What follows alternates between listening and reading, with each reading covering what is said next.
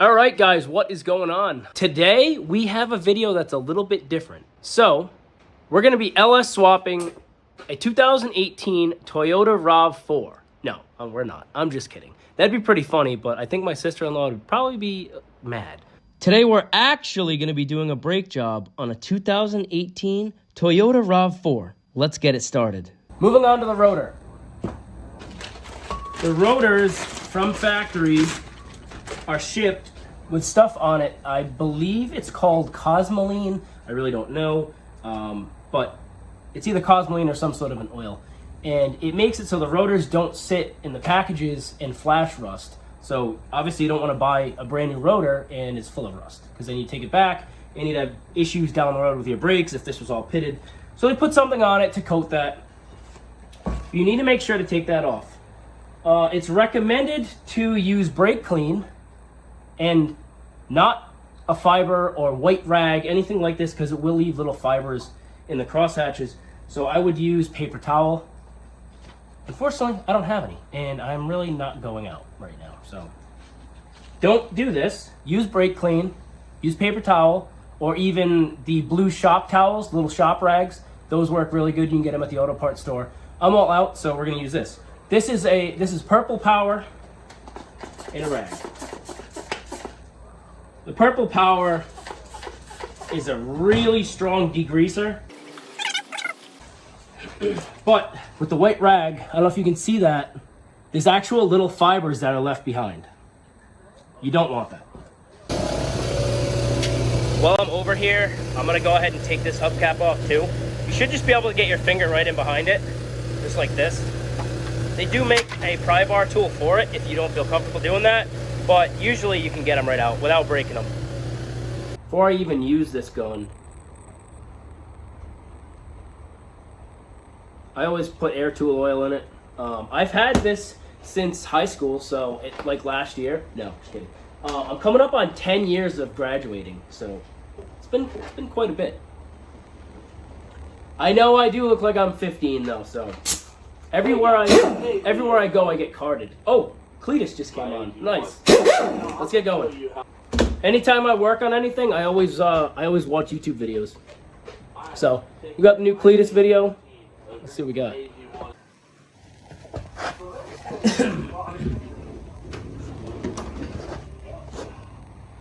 Let's see how good I am. This looks like an 18 or a 19. Should have went with a 19. Or is it oh. Damn, I'm wrong all the way around. Looks like a 20? Yep, 20.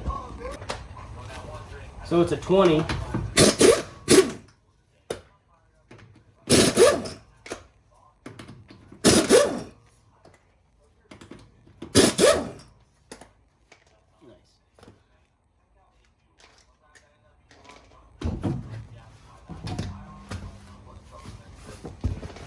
Initially, she was getting an inspection done and they said her brakes were pretty low. They were right. A lot of times they'll try and make money off you, but in this case, they were right. She probably could have got away with pad slapping it because these rotors are pretty nice. You know, they're just starting to get a little flakiness inside, but they're really not bad. There was no pulsation or anything. But the inspection place was correct. Her brakes are getting low, so time to change them. All right, I'm going to assume this is either a 13 or a 14. Yep, 14 it is. A lot of the times these are the same size. I always take a pry bar, go right in between the rotor and the actual caliper. Pull towards you. That way it'll push that piston in a little bit and then it'll come off easy.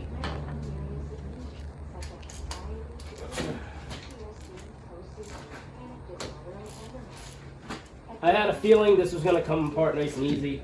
This is the first brake job the car's ever even had. This car has around 50,000 plus or minus on it, and these are the original brakes.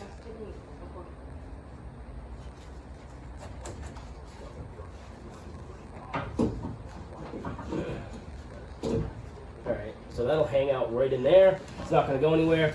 I do have the little hangers. I'll use those, but if I can put it on the control arm, I'll do that. Yeah, let's take a look at these pads. Yeah, I mean, that's bad. Very, very close. So We caught this at a good time. I mean, I didn't, but somebody did. The caliper bracket itself is a 17.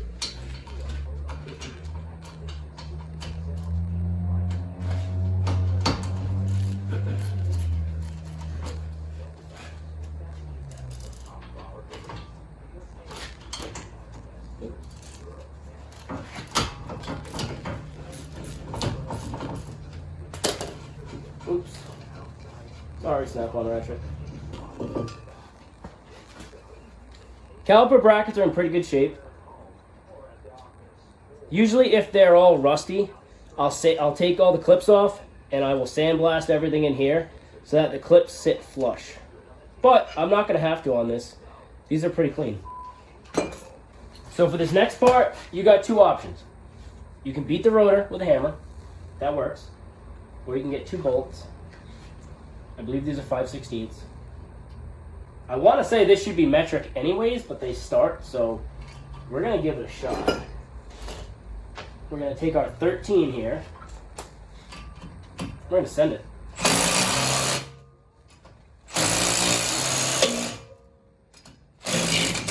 There you go. You didn't have to hit it. You didn't have to beat it. No problem.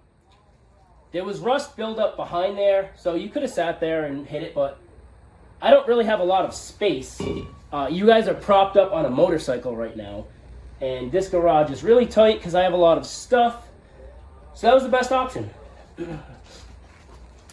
And if you've never done this before, the way it works, that bolt pushes right up against your wheel bearing, and it separates it.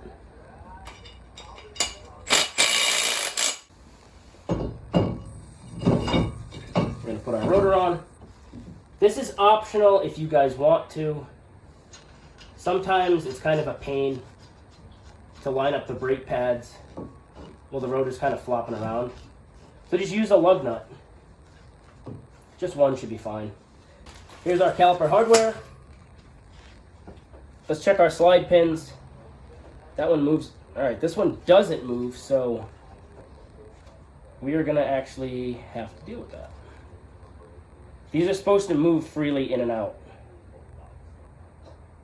And it's good because it looks like there's not any rust or anything. When there is rust, it's a little bit bigger of a deal because everything's corroded inside.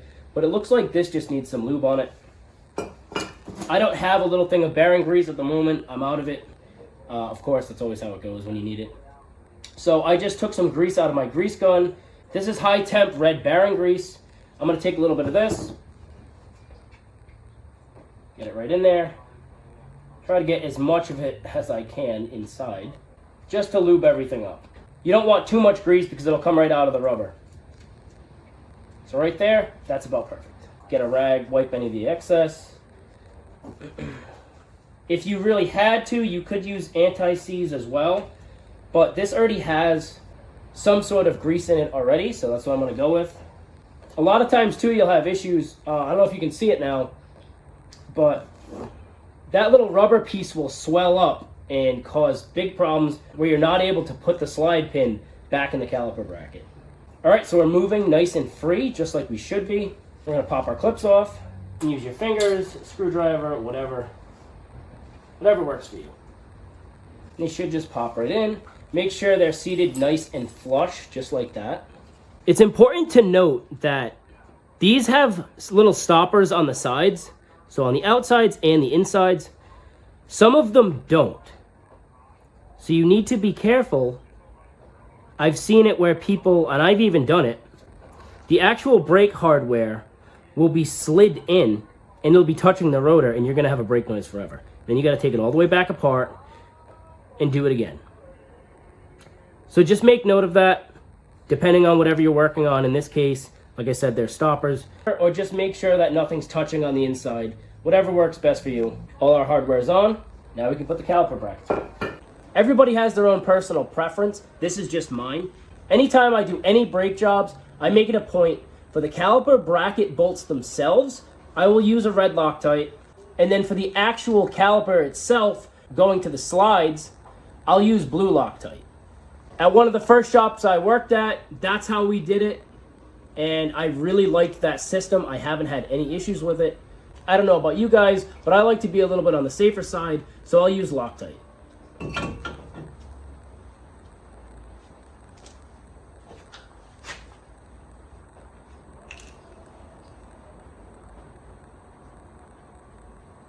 You only need a little bit. Just enough like that.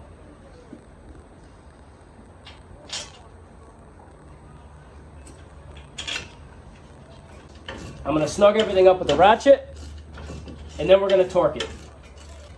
With using Loctite, you do have to act kind of quick because the way it works, once you get that bolt to its desired position, that Loctite actually does what it says in the name. It hardens up and locks that bolt from coming out. As you guys know, I'm not a Toyota tech, and I am not claiming to be whatsoever. I don't have access to all data, any sort of factory Toyota manuals, so I don't know the exact torque specs of this. You guys can let me know that in the comments if you're a Toyota tech or whatever. What I found, 70 to 75 foot-pounds for the caliper bracket itself, and about 17 foot-pounds for the caliper slide pin bolts. So I'm gonna go with that, and I'm also using Loctite. If you're a Toyota tech, let me know. On most cars like this, that's a pretty good rule of thumb.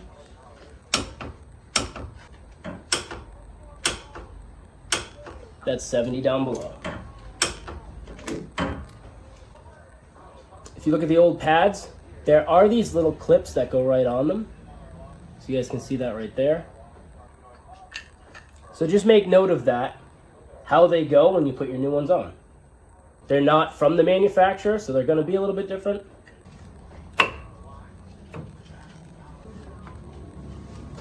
All right, we got our pads in. Now it's time to talk about the caliper. You have multiple options for compressing this caliper. The old school way, which I don't recommend, you can use a big pair of like channel lock pliers. You can squeeze them with a pad right here. You're gonna gouge up the caliper. You could, I just wouldn't do it. That's the old school way. You can go to the auto parts store. You can get one of these, OEM tools. That's the part number. Set it just like this. I always center it on the piston itself. And then you just turn it in. I also have one of these from Mac. I did have to fix it because it would start spinning, but essentially the same thing. You put it in between the caliper. As you ratchet it, it expands and it compresses the caliper itself. But for today, I already have this on here. Just be careful of your flex line. I just noticed how I was doing it like that. The tool's gonna stop once this pad reaches the housing of the caliper. Perfect. Now that's all the way. Get your old pad. Set your caliper right on. Make sure your slides are pushed in all the way. Caliper should go right on. Like I said, I like to use the blue Loctite. You don't need a lot. Just a little bit like that. And you're good to go.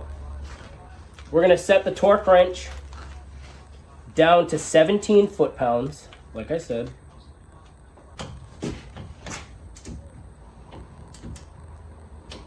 It's not a lot. We're gonna do the same thing on the bottom. Now that we have our brakes fully installed, the caliper bracket's on, it's torqued, the caliper itself is on, and it's torqued. You can now remove that lug nut. This side's all set. We can install the wheel and move on to the next side. It's going to be exactly the same on the other side, so I'm not going to show you that. Let's cut to the back. Let's get our wheel off. Most of the time it'll come right off. Just go like this. Sometimes they're a little tougher. As you guys can see, the rear caliper is a lot smaller. We're basically going to be repeating the same process as the front, but the only thing that's going to be a challenge is possibly getting off this rotor. With this style design, the parking brake is actually inside, and it's like an old school drum brake setup. So it actually has pads inside here, just like drum brakes. Once it's activated, the pads expand out and clamp on the inside of this rotor here, just like a drum. And that's how the parking brake setup works. But what happens on the inside, a rust lip forms. It's usually a challenge to get the rotor off because of that little rust lip. And you have to be careful. If you pry too hard on this, you could actually break those pads. A lot of us do know this, but if you're new and you don't, that's perfectly fine. After you jack something up, the safest way, if you're working on anything like this, anytime you have wheels off of your vehicle, you have to use a jack stand. It's a small little step that could save your life. So just use the jack stand. Let's jump into the rear brakes. We're going to use the same process here. Wedge this in between the rotor and the caliper and pull towards yourself. This one's actually moving pretty well. So I bet you I can compress this whole caliper just like that. And I did. It's going to be the same exact size for the caliper slide bolt, which was a 14 millimeter.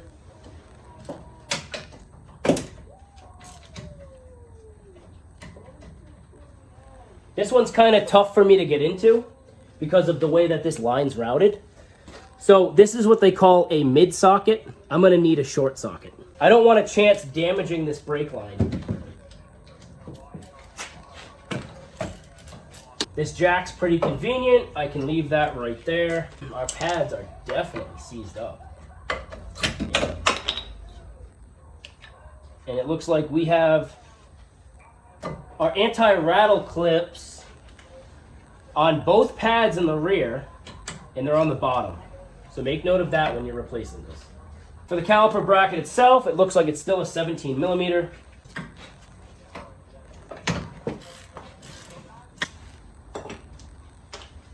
Now there are two ways that you can do this. Again, you can use this same method, which in this case we're going to have to because they're kind of rusty back here. You could back off the e-brake shoes a little bit if you would like to. I haven't done it that way. I've seen people who have. If you want to do it that way and you feel more comfortable so you don't chance breaking those e-brake shoes, by all means do it. For right now, I'm not.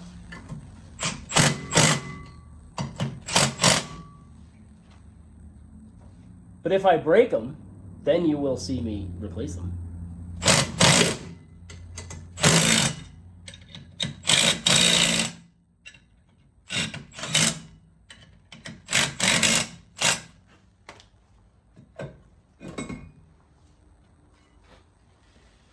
For this instance, it worked out, but it doesn't always work out that way. See that lip right in here? This car being a 2018 with 50,000 miles on it, I didn't expect there to be a big rust ring. But on some of your older vehicles, they still use this style e-brake, so the rust lip will be a lot greater. I'll give you guys a little bit of a close-up to see what I was talking about. These are your e-brake shoes. They're similar to a drum brake setup. And a lot of times that rust lip will get right behind here. So when you try and pull that rotor off, it'll take the shoe material with it. To back them off, there is a little adjuster, which you can get at from behind the dust shield. And if you're gonna wanna do something like that, which I'm not in this video, you're gonna wanna use something like this. They call this a brake spoon. You can use that, and that's your best way to get in there. All right, guys, same process. I cleaned the rotor, degreased it. Gonna use our lug nut again. It just makes it easier because when you're trying to get those pads all set up, make sure everything's straight so you can get the caliper on. If this rotor is in place and not moving around, it makes it so much easier. We're gonna make sure our caliper slides actually slide. Get some bearing grease. You want everything to slide. That way your brake pads don't get hung up. The caliper could get stuck in position and your brakes could drag. Obviously it's going to kill the life of your pads and you're probably going to smell it. Same thing with your caliper hardware. If you don't replace it and it looks like that, the pad's not going to slide in and out. Make sure that there's not a ton of rust here. This has a little bit of surface rust, but it's nothing crazy. If it was really built up, then you'd have to take care of it. At a shop I used to work at, if it was pretty bad, we'd actually sandblast all of the caliper brackets. But these are actually in pretty good shape, so we don't have to do that. I'm going to use my same method of red Loctite and 70 foot-pounds. All right, we can open up our pads. All of the pads do look identical. Now remember the little clips that I was talking about. Each pad gets one, and they're on the bottom. Make sure you face them towards the outside. Just like that. Kind of spread these tabs, and then it'll go right in place. And remember, like I said, this anti-rattle clip goes on the bottom. Double check, make sure none of the metal hardware is touching the rotor itself. That sounds normal. That's the pads up against the rotor. But if it was like this, it's a totally different tone, and you'll know most of the time. So my method that I already had used, it looks like this got compressed all the way with just the pry bars. Put our caliper right back on. Same thing, you guys already know how I do it. A little bit of blue Loctite, and then we're gonna torque it to 17 foot-pounds. Some people torque things, some people don't. You know, you guys can do it at your discretion. I'm just showing you the way that it would be done, the right way that it should be done at a dealership. Most of the time at a dealership, this is what you're gonna get. Perfect. Because you get to a certain point, you can do everything by feel. No, I'm not gonna tell you guys that's the right way to do it. That's just what ends up happening as a mechanic. You get a feel for things. You know the strength of a bolt. You've broken countless bolts by now, so you know what's not tight, you know what's too tight, and you just learn to stay on those parameters. Everything should be nice and free, which it is, and that's definitely a good thing. Now you can go ahead, put your wheel back on. I don't know the torque spec on this car right offhand, but most cars and small SUVs like this are about 100 foot-pounds. But if you want accurate and you want to really know what it is, just look it up. Now, if it's your first time doing brakes, you should definitely make note of this. Before you move the car, pump up the brake pedal. Because if you go and slam it in gear, you're not going to have any brakes until it's properly pumped up. So pump it up. You'll feel the pedal get harder the more you pump. Once it's firm, then you can move the vehicle. If you're doing brakes like this on a RAV4, this is the same for anything from 2013 to 2018. It'll be exactly the same sequence. I hope this helps you guys out. If you have any questions or comments, you know where to leave them, and I will catch you guys on the next one.